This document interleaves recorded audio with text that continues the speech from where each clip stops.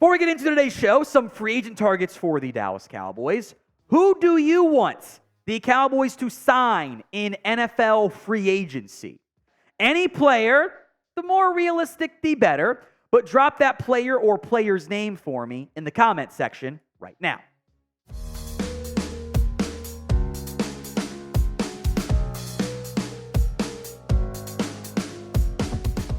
We will break down some of the top Cowboys free agent targets on today's show. We'll call it like 16 expensive ones and about 25 more realistic names in there. The focus will be on more of the less expensive targets. Now, Dallas will tell you about, we only got so much salary cap space. They can free up $50 million to spend, even after paying guys like the quarterback and the wide receiver and the edge rusher if they want to. So they absolutely have the ability to spend in free agency. But will they do that? I have my doubts. Linebacker, offensive line, running back, corner, defensive line, all areas of potential need. So first, some rather expensive defenders who probably don't fit the Cowboys price tag range, but boy, wouldn't it be nice if they got one of them? From Patrick Queen, who, look, he got better as soon as Roquan Smith showed up, but he's gotten better each year too. Antoine Winfield, who I loved coming out of the draft, big time. Kyle Duggar, Xavier McKinney, Chris Jones is in there. Justin Matabike, Christian Wilkins. You want to fix your defensive line on the interior? Sign one of those guys and boom, now we're talking. Leonard Williams would be a still expensive, not as expensive as those three guys option for you. Daniil Hunter, Brian Burns. Now, Burns is probably going to get franchise tagged, so asterisk him too, kind of like T. Higgins, etc. Hunter might hit the open market. That'd be fun, right? But again, expensive. The running back market, I think, is an area to kind of closely monitor this offseason for Dallas. Now, 6 names on this list that I think will be a bit expensive. Also, we're focusing on outside guys, so yeah, like Pollard fits here too. I think might get a little bit more than what you might think he'll get on the open market. We'll see. Saquon Barkley, Derrick Henry, Josh Jacobs. Do the Cowboys want to spend more than like a couple $1 million at most in the backfield in free agency? If so, those guys will command more. Maybe the markets, which are favoring the supply of backs with a lighter demand for needs of backs, maybe it means guys like DeAndre Swift and Devin Singletary and Austin Eckler become available, who, by the way, Eckler was not that good this year. He might be super cheap, but he's kind of on the decline. Maybe one of those guys becomes a little bit more affordable, but I think this team might look a cheaper direction in the backfield. Now, Jerry says the team is all in. Are they really? Is this the year the Cowboys make a splash signing? We're talking giving out more than $5 million guaranteed for the first time in like 5 years. Why for yes and for no? Get your answers in for me in the comment section right now. I want to stick in the running back room here. I think for a lot of NFL teams and fan bases, Zack Moss is like that's the cheap option, which makes me think that he might be a little bit more expensive, by the way. But it's a good name to consider, as far as I'm concerned. You want a more power back? Gus Edwards stands out. The Gus bus. Young, productive. A.J. Dillon. Young, not very productive, but probably shouldn't be that expensive because the numbers stand out. Zack Moss was good as kind of a part-time starter. Gus Edwards, a little even similar production with a nose for the end zone. You want to fix your low red zone woes from the first half of the year, especially where you were god-awful? Edwards fixes it. A.J. Dillon is coming off a down year. He'd be pretty cheap. You want your injury rehab guy, J.K. Dobbins, the Texas kid. I wouldn't love that one, by the way, because I don't know how much you can trust the injuries there. You want to replace Tony Pollard with a new pass catcher? How about Antonio Gibson? Also Memphis. He kind of thought a favor, but he can catch passes. Some fumbling woes cause concerns there. Or you want to go for what I call the Will McClay special. Former first-round pick, Clyde Edwards-Helaire, as a potential option in there as well. The other, look at the stats here. I almost got ahead of myself. Thank you, Chris. Dobbins barely played. Gibson barely played. Edwards-Helaire barely played. These guys should really be, it's your bargain bin free agency signing, right? Cowboys love those guys. The other name I really am intrigued by, James Conner. I don't know how much he's going to command, But his numbers, both the advanced and raw metrics, are really intriguing. And if you can get him cheap, because he's a little bit older, and there's an extra supply problem for backs this offseason, I'd be very intrigued by that as an option. Today's show is made possible by Game Time. Game Time is the place for last-minute tickets to your next big sporting event.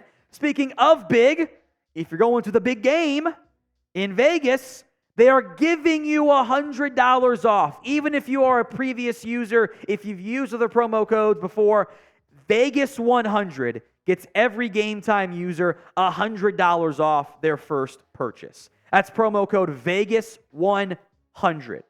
Only usable for the big game out in Vegas this Sunday. Meanwhile, if you are not going to the big game, if you haven't used it before, Game Time before I should say, promo code Cowboys Chat gets you $20 off your first purchase. That can go for, if you're in Dallas, Mavs game, concert, theater, Stars game as well, or wherever you live, you can get it works for you as well. Just not for the big game, and got to be a first-time user. The link, GameTime.co, and the promo codes, Vegas100 and Cowboys Chat, will be in the comment section and the description of today's show. Again, that's promo code Cowboys Chat and Vegas100 at GameTime.co. Let's talk linebackers here, which I am very intrigued by. Frankie Luvu, depending on your DC, this could be a great fit. He can blitz some stuff, can stop the run, can do some coverage stuff. I'm staring down going, if you're not going to break the bank for Patrick Queen, there are still several linebackers I would have interest in getting. Guys that can kind of be some more thumpers from that perspective. Lavonte David, the Bucs, the good Bucs linebacker. I don't want Devin White. I want David. You want someone that can read motion and get your defense aligned? There you go. He might not leave, though. Josey Jewell is not a sexy name, but he consistently gets some tackles for you as often around the football as you need him to be. For a potentially cheaper option, yes, I have interest. Now, he's not going to be a dynamic tackle for loss guy, so you will pay him accordingly as such.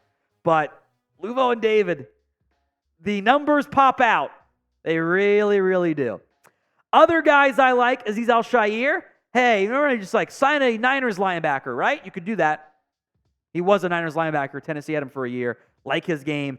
Jordan Hicks, talk about him as a trade candidate potentially, and then the Vikings kind of won enough to make it unrealistic there. Getting up there in age, but still productive.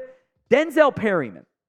If you just want a thumper, and you don't want to spend a premium asset on someone to be a run clogger and take on block guy, Perryman makes sense. He's never going to be an electric coverage guy.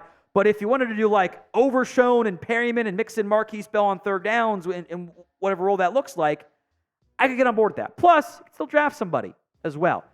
Al-Shaair, I don't think he's going to be that expensive. I really, really would like to see him in Dallas.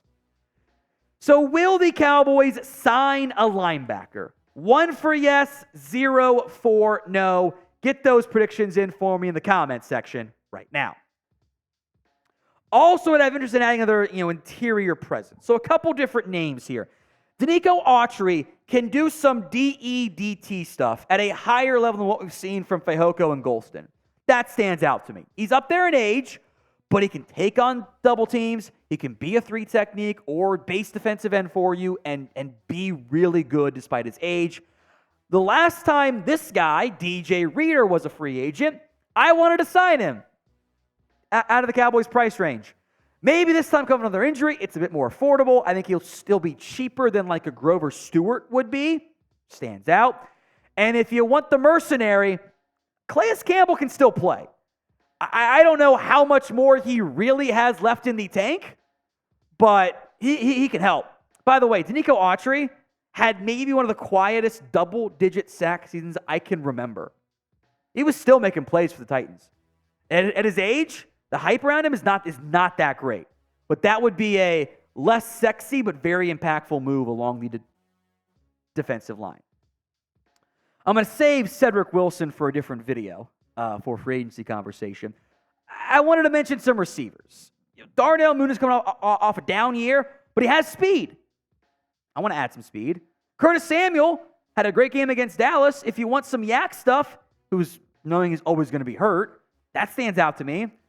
I have to mention Odell Beckham. I kind of don't want him because I feel like we're just kind of getting into we've got another version of Gallup. Pass. At least at his age. He's not the same player he was.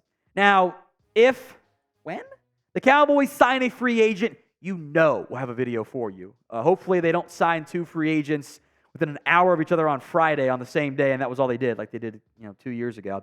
You want more Cowboys coverage? Hit that sub button right now, youtube.com/@CowboysTV. I want to mention some corner targets here because you're kind of thin beyond your starters. If I could get Kenny Moore as my nickel, I'd be over the moon. I don't know why Indy would not retain him, but hey, it's worth mentioning because you saw some good stuff from Jordan Lewis down the stretch of stopping some run plays. Moore does it like every game. I would love that guy as my nickel. Some buy low, former high round picks that maybe you can fix. Maybe Al Harris can fix them, right? Christian Fulton, former second round pick out of Tennessee. Great at one point and then kind of fell apart. Jeffrey Okudah has already been moved on from once. I think the raw talent could maybe still be in there. Plus these guys would be like, vet minimum, those Fulton, Okudah, or fairly close to it. Couple other guys I want to mention. Connor Williams is better than Tyler Biadasz. Now, do you want to pay him coming off the torn ACL? I don't know, but it's at least worth mentioning.